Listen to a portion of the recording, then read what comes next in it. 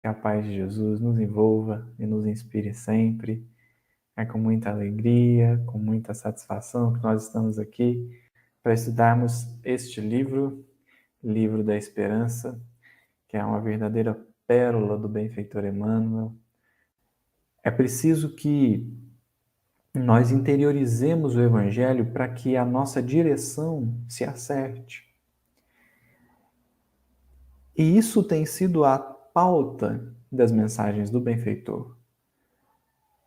Um reequilíbrio, um reajuste íntimo, sem hipocrisias, sem desvarios, mas uma reorganização interna para o Evangelho. O tempo de hoje, agora. Ele vai comentar o versículo 35 do capítulo 12 do Evangelho de João. É uma fala do Cristo que diz assim: andai enquanto tendes luz.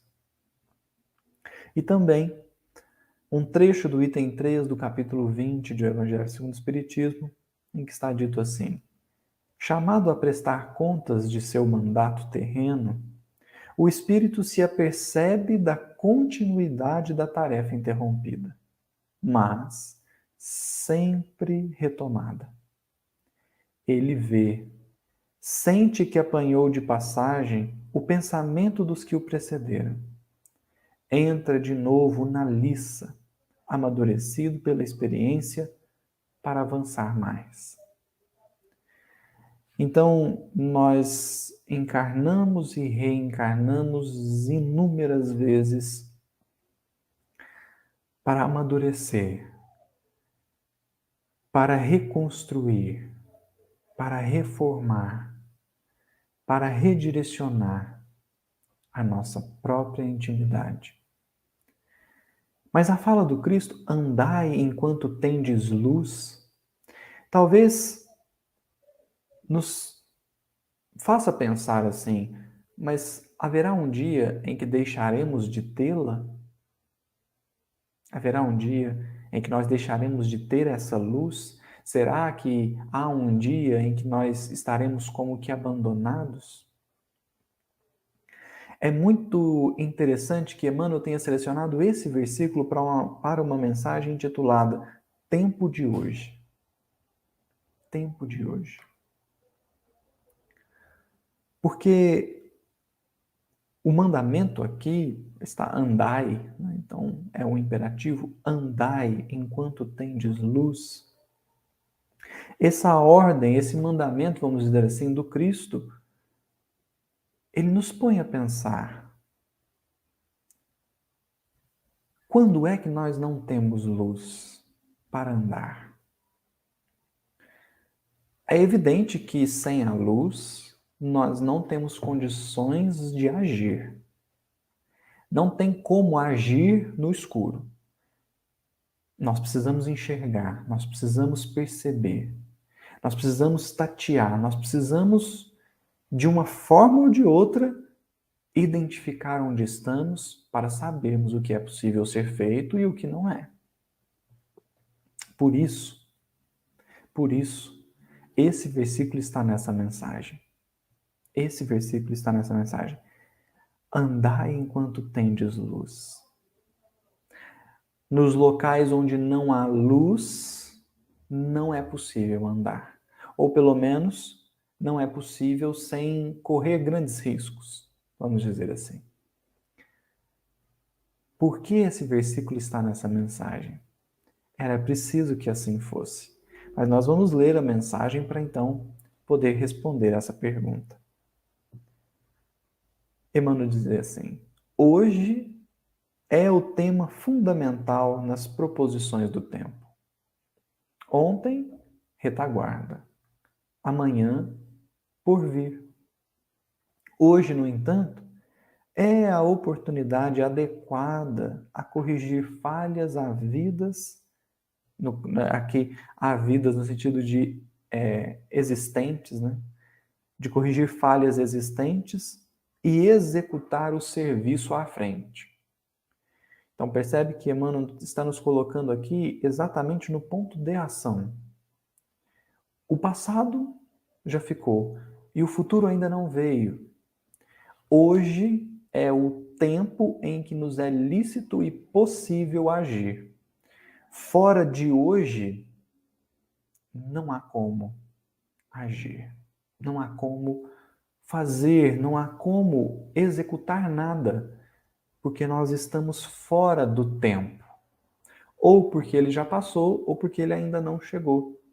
É preciso como perceber que o único momento de ação é hoje. A gente pode planejar o amanhã e compreender o ontem, mas agir apenas hoje. E aí Emmanuel vai dizer, hoje é dia de começar experiências que nos melhorem ou reajustem. Aqui, novamente, ele está jogando com passado e futuro. Porque na frase anterior, ele diz assim, hoje, no entanto, é a oportunidade adequada a corrigir falhas, ou seja, algo que já passou, e executar o serviço à frente. Então, Emmanuel vai trabalhar essa ideia aqui ao longo de todo o texto. Tem coisas que nós fazemos com relação ao passado e tem coisas que nós fazemos em relação ao futuro. Como nós dissemos, em relação ao futuro a gente planeja e em relação ao passado a gente conserta. Então, hoje é dia de começar experiências que nos melhorem, ou seja, que nos aprimorem, que nos facultem mais robustez, que nos permita evoluirmos para um futuro. A questão é que nem sempre nós agimos para corrigir algo. Muitas vezes nós agimos e vivemos situações para evitar erros novos no futuro. Então, hoje é dia de começar experiências que nos melhorem. Para quê? Para que num futuro mais ou menos distante não venhamos a cair. Já estejamos preparados, já estejamos prontos para então cumprir aquilo que deve cumprir. Então, experiências que nos melhorem, nos diz sobre o futuro. Ou reajustem. Reajustar é ajustar de novo. E se é preciso reajustar, se é preciso ajustar de novo, é porque não foi feito bem feito da primeira vez. É por isso que Emmanuel vai dizer assim, na Terra, muitos fazem, mas raros são os que não precisam voltar para refazer quanto fizeram. Então nós agimos no mundo, mas precisamos voltar para refazer. Nós, por vezes, destruímos com a nossa ação e é preciso que nós voltemos para reconstruir, para reabilitar, para reorientar. Então, esse reajustar diz sobre o passado. Por vezes há momentos, situações que nós vivemos que nos ensinam para um futuro e às vezes vem situações que nos ensinam sobre algo que nós não soubemos fazer no passado. Isso é interessante porque a maioria das pessoas pensam que a gente só encarna para resgatar. Tudo é algo que eu fiz. Tudo é algo que eu fiz. E aqui cumpre nós percebemos que quando a gente sempre pensa que o problema está no passado, nós eliminamos duas hipóteses muito importantes de serem consideradas. A primeira é essa que Emmanuel está nos trazendo, de preparação para algo que virá. Então, nós vamos vivendo algumas situações, por exemplo, em que somos convidados ao desapego, que não necessariamente têm relação com o que nós fizemos no passado, mas tão somente porque mais cedo ou mais tarde nós seremos convidados a verdadeiramente desapegar de algo que nem sempre nós estamos esperando. E para isso, nós passamos diversas situações para nos treinar, a fim de que quando a situação chegar, nós tenhamos mais condições de vencer. Então, nós excluímos isso quando pensamos que sempre tem relação com o passado. As dores, os sacrifícios, as lágrimas, nós sempre jogamos para um passado e nem sempre. Há essa possibilidade de ser para o futuro um preparo, mas também há uma outra muito pouco considerada. Por vezes, quando nós pensamos no problema no passado, nós consideramos que já é uma questão superada. Então, é assim, onde eu errei no passado? Mas talvez a pergunta seja, onde eu continuo errando até hoje? Não exatamente sobre algo que eu fiz e ficou parado no tempo, preso num tempo, num contexto, mas sobre algo que eu continuo fazendo, encarno e reencarno e continuo fazendo. Daí passo por situações, não exatamente porque eu fiz e deixei de fazer, mas porque eu fiz e continuo fazendo. É preciso reajustar aqui, é preciso reconsiderar, ainda aqui. E Emmanuel vai continuar. Hoje é dia, não tem isso no texto, mas apenas para facilitar o entendimento. Hoje é dia de consultar essa ou aquela página edificante que nos ilumina em a rota. Hoje é dia de consultar essa ou aquela página edificante que nos ilumina em a rota. Quantas vezes nós não buscamos os livros?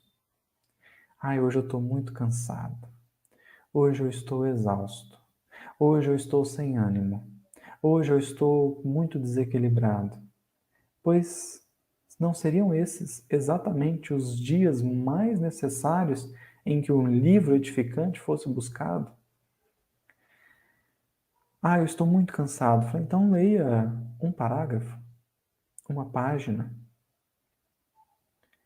O fato é que isso tem muito a ver com algo que nós ainda vamos discutir aqui nessa mensagem, mas tem muito a ver com o quanto a gente desvaloriza aquilo, o pouquinho que nós podemos fazer. E nesses instantes de muita exaustão, de muita carga de atividades, que hoje nós realmente temos assim uma atividade, uma rotina de atividades muito agitada, é preciso perceber que o momento da leitura não é uma carga a mais. Não é uma obrigação a mais, mas na verdade um momento de descanso, um momento de entrar em reflexão, um momento de buscar interiorização. O momento da leitura é um momento de aprendizado, de restauração. Então não é mais uma carga de trabalho, é algo que eu faço, leio uma frase. Veja bem, olha essa. Hoje é o tema fundamental nas proposições do tempo. Quanto não daria a refletir, a meditar acerca de uma frase? Ninguém está pedindo para que nós leiamos um livro inteiro numa noite só. Não. Mas é uma página edificante. Uma. Que nos provoque uma viagem interior, a fim de que nós encontremos os caminhos do sentimento e da força em nós mesmos. Por isso tem que ser edificante. Não é uma página qualquer. Não é um livro qualquer. É algo que edifica, que constrói, que robustece. Hoje é o dia disso. Hoje é o dia. Hoje é o dia de escrever a mensagem ao coração amigo que nos aguarda a palavra, a fim de reconfortar-se ou assumir uma decisão. Hoje é a hora. Hoje é o momento. Hoje é o instante para que eu possa atuar, para que eu possa fazer, para que eu possa me importar, para que eu possa demonstrar. Tem que ser hoje. Amanhã talvez não chegue. E ontem já foi. Eu só posso fazer isso hoje. Hoje é dia de promover um encontro que nos valorize as esperanças, de estender as mãos aos que se nos fizeram adversários, ou porque às vezes a gente vai falar assim, não tem como eu estender a mão para o meu adversário hoje, quer por uma disposição íntima dele, quer por uma disposição íntima minha. Não tem como, eu não consigo. E aí Emmanuel vai dizer assim, hoje é dia de estender as mãos aos que se nos fizeram adversários ou de orar por eles. se a consciência não nos permite ainda a reaproximação. Talvez nós vamos concluir que reaproximar de alguém pode ser catastrófico. Eu ainda não estou forte o suficiente para esse reencontro. Problema algum. No entanto, ninguém estará fraco demais que não possa orar. Ninguém estará desprevenido o bastante para não conseguir mover um pensamento. É preciso acordar, despertar em nós que existem coisas que nós podemos fazer por todos, ainda que seja uma singela prece. Nós podemos fazer, como se prece fosse verdadeiramente singelo, né? Mas enfim. Emmanuel, então, depois desses exemplos, vai começar a resumir aqui a ideia. Ele diz assim: quantas mágoas se converteram em crimes por não havermos dado 1 minuto de amor para extinguir o braseiro do ódio? Olha o valor de 1 minuto. Só um. Imagina que uma pessoa esteja a ponto do autoextermínio. Por vezes 1 minuto a mais de reflexão, 1 minuto a mais de resistência impediria o ato.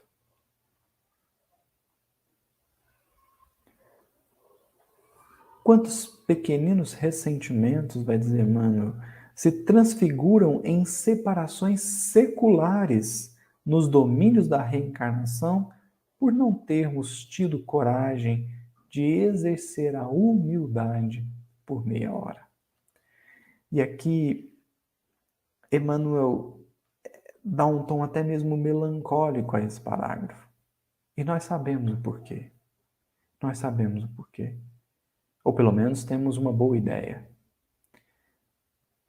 Imagina se ele não pensou em Lívia para escrever isso. Imagina. Imagina se ele tivesse seguido isso aqui naquele momento em que lhe é mostrado Lívia saindo do escritório particular de Pilatos. 1 minuto de amor, ou às vezes meia hora de humildade.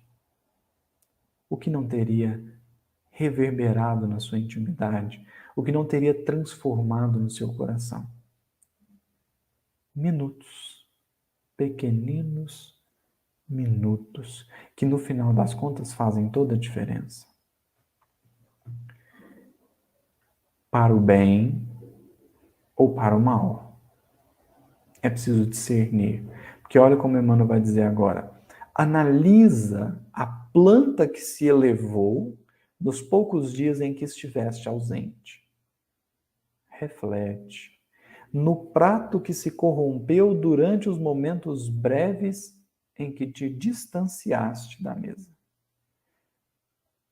Percebe a importância do discernimento? Porque nem sempre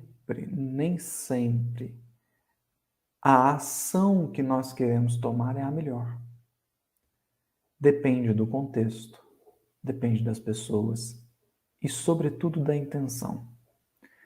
Emmanuel diz, analisa a planta. Analisa a planta. O que aconteceu? A planta, ela começou na semente. Ela começou na mudinha, às vezes, assim, tenra, frágil. Mas em poucos dias, ela robusteceu-se. Ela não precisava exatamente de presença. Não era o caso. Ela não precisava, por exemplo, no caso da semente, que a semente fosse rompida à força. Não é essa a ajuda que se dá a uma planta. Como a história da lagarta, né? Que entrando no casulo é encontrada por um menino que decide quebrar o casulo a fim de que a borboleta nascesse mais depressa. Mas que doce ironia! Ao tentar ajudá-la, ele a matou. Assim mesmo a planta. Imagine que nós queremos facilitar o processo. A gente vai lá e quebra a semente. Sim, não tem planta mais. Nós burlamos o processo. Nós destruímos o processo. É preciso deixar ele acontecer naturalmente. Então tem momentos de dor na vida do outro que a gente não pode simplesmente chegar lá e tirar.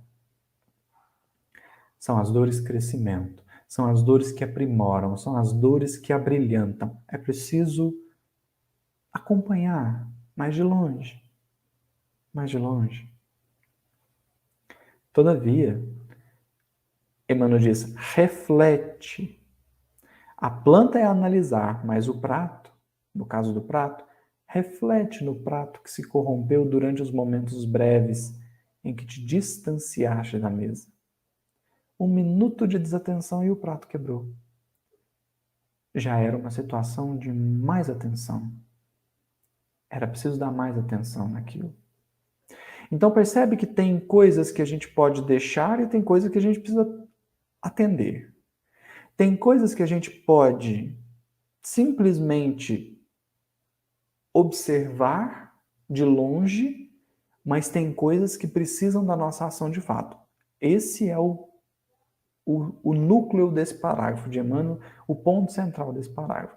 Tem coisas que nós podemos simplesmente abandonar, ou pelo menos deixar mais distantes, ficarmos mais distantes, mas tem coisas que é preciso atuação direta. A gente poderia refazer essa ideia dizendo: tem o amanhã e o ontem, que não requisitam a sua presença.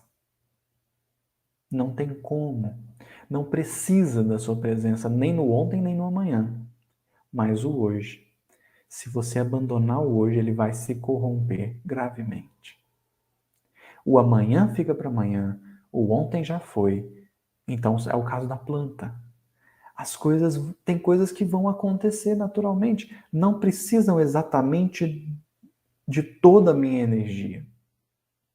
Pode ter sim, eu vou observando como as coisas estão acontecendo, o rumo que elas estão tomando, e vou me planejando, me precavendo. Mas se eu viver excessivamente em um desses dois tempos, eu vou sofrer um transtorno psíquico. Se eu me exceder no amanhã, eu sofro de ansiedade. Se eu me exceder no ontem, eu sofro de depressão. O justo equilíbrio é o hoje. É o prato que precisa da minha atenção. Sem a minha atenção, ele se corrompe, ele se quebra.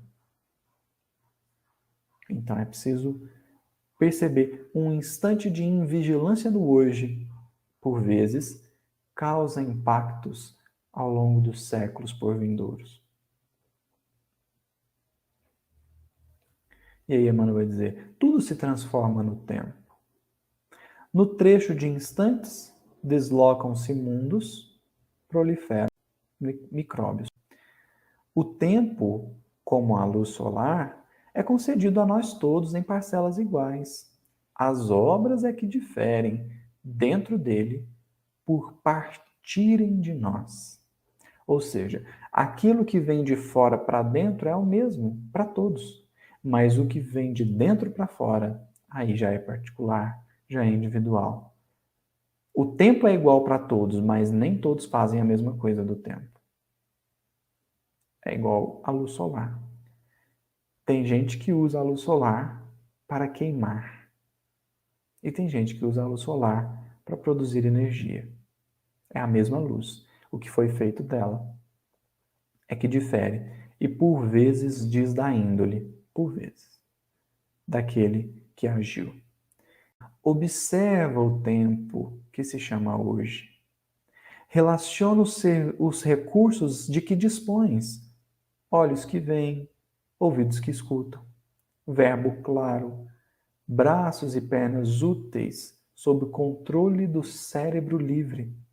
Ninguém te impede fazer do tempo consolação e tranquilidade, exemplo digno e conhecimento superior. Ninguém está privado de usar o tempo de hoje da melhor forma. Não existe uma lei pedindo para que a gente sempre esteja tomando decisões rápidas, sempre estejamos assim muito atarefados. Não. nos cabe a cada um usar o tempo de hoje da melhor forma que puder. O próprio Jesus atribuía tamanha importância ao tempo que não se esqueceu de glorificar a última hora dos ceareiros da verdade que se decidem a trabalhar. Uma referência aqui tanto a Jesus na sua ação encarnatória, quanto à parábola dos trabalhadores da última hora. Aqui nós poderíamos, inclusive, envolver o próprio Espiritismo, a própria doutrina espírita. Como Jesus não abandonou nós, que deixamos para a última hora. Tamanha a importância do tempo. É preciso buscar incessantemente, até mesmo aqueles que negligenciaram todo o tempo que já lhes foi dado. E Emmanuel vai dizer, aproveita o dia corrente e faze algo melhor. Algo melhor. Não é algo bom, é algo melhor. Porque o bom é resultado de muitos melhores que foram sendo feitos, até que chegasse no bom. Então o convite é fazer algo melhor. Como eu posso ser melhor do que eu fui ontem? Como eu posso agir melhor do que agi ontem? Como posso falar melhor do que falei ontem? Hoje, consegues agir e pensar, comandar e seguir, sem obstáculos. Vale-te assim, do momento que passa e toma a iniciativa do bem, porque o tempo é concessão do Senhor e amanhã a bondade do Senhor poderá modificar-te o caminho ou renovar-te os programas. Essa é uma mensagem muito especial, muito importante, por justamente nos convidar a pensar sobre o dia de hoje, sobre a necessidade do hoje, sobre a necessidade de se atentar a um mínimo detalhe, a um mínimo minuto, que pode fazer toda a diferença. A ação a ser tomada em um minuto pode ressoar ao longo dos séculos. É preciso ter isso em mente para que a gente não seja como que negligente perante as possibilidades que nós temos no dia de hoje. Quando se fala de tempo, por vezes a gente tem uma impressão muito equivocada. Nós só valorizamos o tempo quando conseguimos fazer algo extraordinariamente grande dentro daquele tempo que nos coube. Quando a gente não consegue fazer o máximo, que aí é a mensagem de 2 sextas-feiras atrás, máximo e mínimo, quando não conseguimos fazer o máximo, a gente desiste de fazer o mínimo. Então, na ocasião, nós citamos o exemplo, às vezes eu quero ler um livro. O livro, como o livro da esperança. Mas porque eu não vou conseguir lê-lo em um mês, eu não tento ler ele em um ano. Entende? Entende? Porque eu não consigo fazer no tempo que eu gostaria, eu não faço no tempo que eu poderia fazer. Então, assim, é muito ler esse livro em um ano? Assim, não, é muito pouco. Pois é. E não ler ele em momento nenhum? Aí é menos ainda, né? Aí é menos ainda. É claro que aqui nós estamos falando de um livro com 80 capítulos, 90 capítulos. Assim, eu gostaria de ler um por dia, em 3 meses acaba a obra. Ótimo. Mas e se não for possível? Assim, leia um por semana. Ah, mas aí vai levar muito tempo. Pois é. Acontece que tem 3, 4, 5 anos nós estamos dizendo que vai levar muito tempo para ler determinado livro. E se nós tivéssemos começado, já teríamos acabado. É porque às vezes a gente se impõe cargas maiores do que somos capazes de fazer. E não percebemos que se colocarmos uma carga pequena, nós conseguiremos grandes resultados em muito tempo.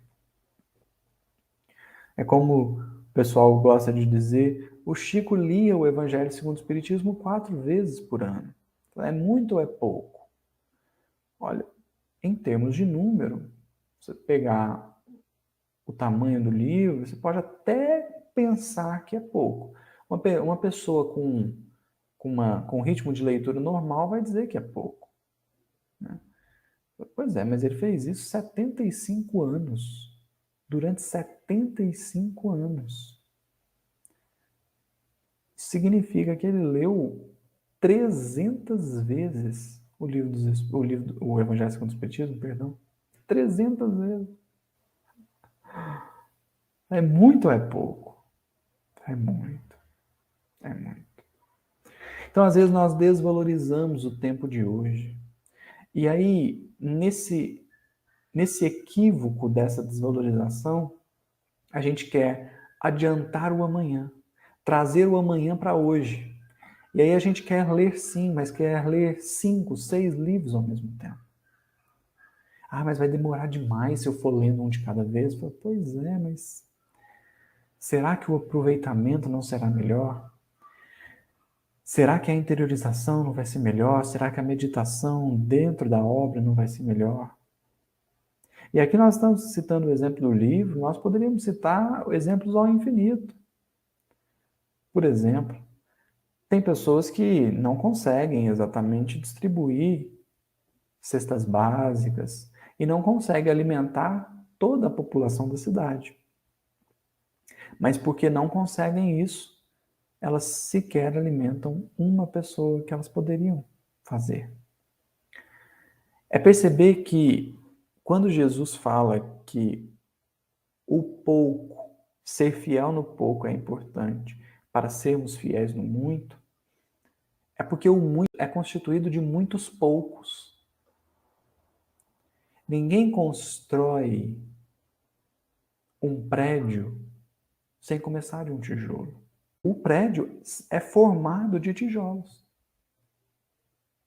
um a um, colocado ali para a edificação. Então, o grande é constituído de pequenos detalhes, poucos mesmo, mas que, se nós não somos fiéis no pouco, como seremos no muito? Sendo que o muito é constituído de poucos.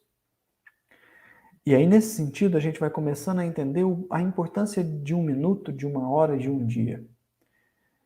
É quando eu entendo que é nessa hora, nesse minuto, é nesse dia que eu consigo pôr um tijolinho. Eu consigo pôr um tijolinho.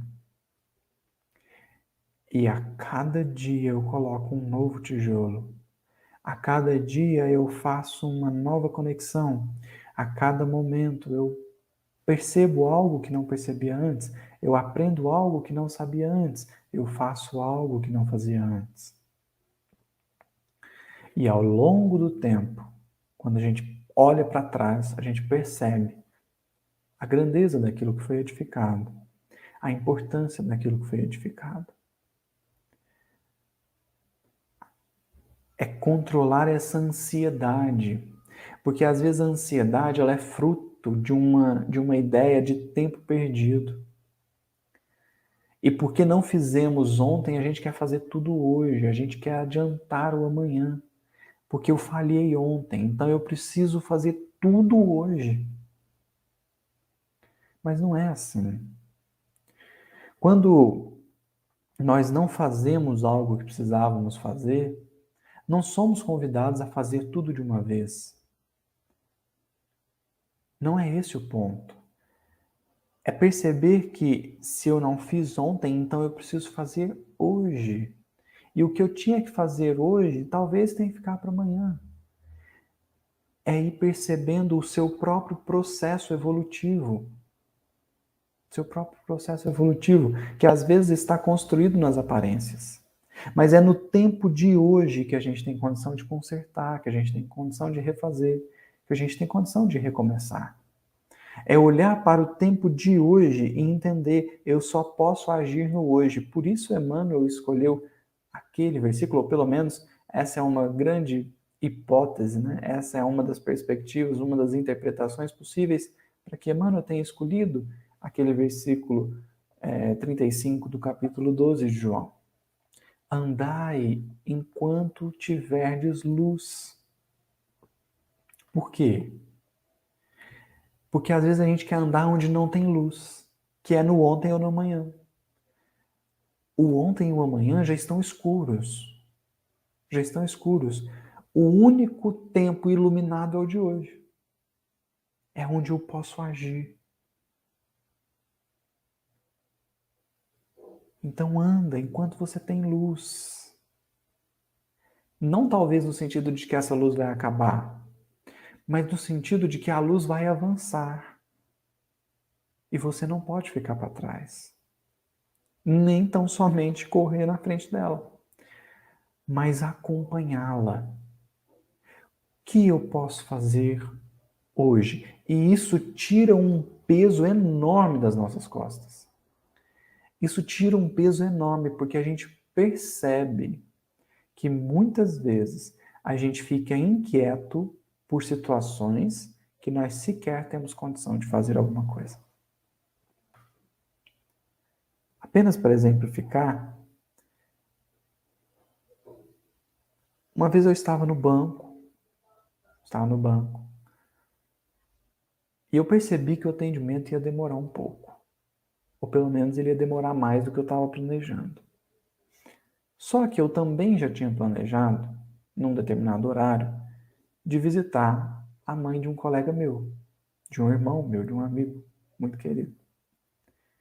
Uma pessoa que gosto muito. Eu queria vê-la. E eu havia combinado de encontrar com ela em determinado horário. E eu percebi que não ia dar. Eu comecei a ficar inquieto. Só que eu também precisava voltar para o trabalho. Era o meio do dia, assim. Precisava voltar ao trabalho. Eu tinha hora para voltar ao trabalho. E aí eu fiquei mais inquieto.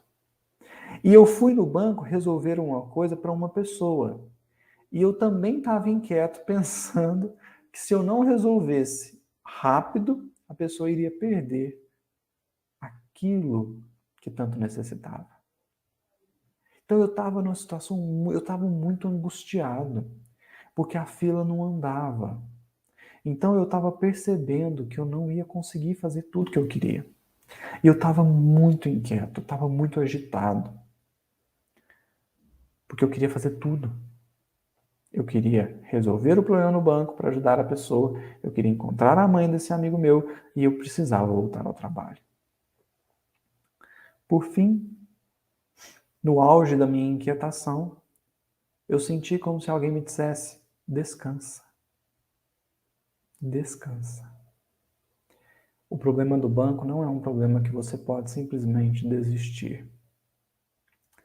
Não há o que fazer. Está para além das suas forças o tempo que vai demorar aqui. Então, fique tranquilo. Não tem mesmo o que fazer. Você vai perder algumas coisas, mas faz parte. Foi mais ou menos isso. Foi mais ou menos esse diálogo que eu senti. E naquele momento eu senti como se alguém tivesse, sabe, o balão está cheio demais, aí alguém vai fazer é, não tem o que fazer. Não tinha mesmo. Eu não poderia apressar os atendentes tão somente pelas minhas necessidades. Eu estava inserido naquele contexto. Era uma situação em que eu não poderia mudar, eu precisava me mudar. E às vezes a gente está inquieto por coisas que não estão nas nossas mãos. E aí a gente deixa de apreciar o momento presente. Deixa de executar aquilo que podemos executar naquele momento. Tão somente por uma ansiedade em relação ao que ainda não existe. O amanhã não existe ainda. Por mais que nós pensemos, planejemos, o amanhã ainda não existe. Então, perceber a importância do hoje é tirar de nós a carga de agir num tempo que não nos é lícito.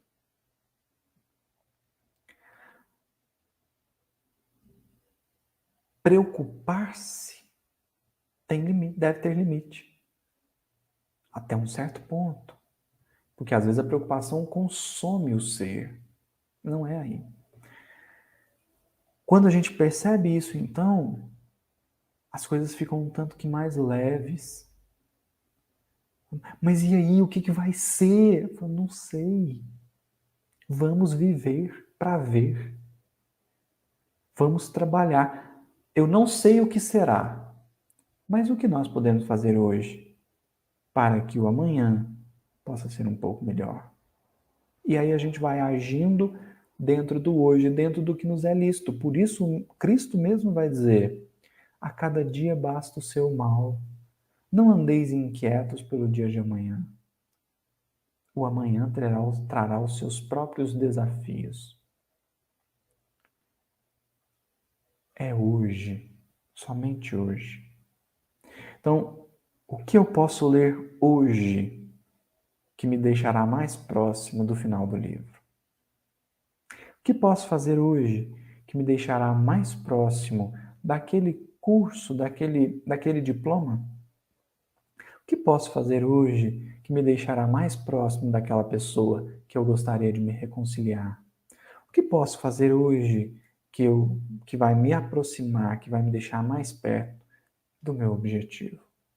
Porque uma coisa é certa, a preocupação não avança ninguém. Então é descansar. Sabe o descansa no Senhor que os salmos tanto falam? Descansa no Senhor. Sabe o que é isso? É perceber que o amanhã é de Deus, não nosso. É de Deus. E aqui começa uma separação muito importante. O que é do Pai e o que é nosso. O que o Pai tem que fazer e o que nós temos que fazer. Nós espíritas, às vezes, nos imputamos cargas como se nós estivéssemos agindo sozinhos. Mas Deus está conosco. Deus age conosco, aliás. Não será difícil perceber que Deus faz muito mais do que a gente. E nesse sentido, quando eu começo a deixar o meu amanhã para amanhã, e me preocupo com hoje, eu me abro para ser inspirado, para ser intuído, para ser fortalecido pelo Pai. E falo assim: Pai, o amanhã, o Senhor me ajuda a cuidar? Eu ajudo, filho. Vamos fazer hoje, então? Vamos cuidar do hoje? Vamos. Aí a gente descansa. Porque o descanso aqui não é a inércia, né? Não é simplesmente deixar as coisas acontecerem, não. É o descansar no sentido, deixarei para Deus o que é dele e farei hoje o que posso fazer. E aí nós vamos construindo. Porque construir tem um quê de maravilhoso. Quem participa da construção todos os dias, vê ela crescendo, às vezes perde noção do que está virando. Perde noção. E aí depois de 6 meses, 1 ano que você está trabalhando naquilo, você para e olha para o que foi construído e fala assim: ah, meu Deus, que interessante. Foi feito, né? Eu queria tanto resolver os meus problemas todos em 3 dias. Mas aí a gente vai percebendo que é preciso de tempo. Essa é a mensagem. O que de bem eu posso fazer hoje? O que de útil eu posso fazer hoje? O ontem já foi, o amanhã talvez não chegue. E é isso que Emmanuel nos propõe. É isso que Emmanuel nos propõe. Buscar no mínimo, a construção do máximo. É isso. Eu agradeço profundamente a sua paciência, a sua presença. Que Jesus possa nos abençoar e nos inspirar sempre.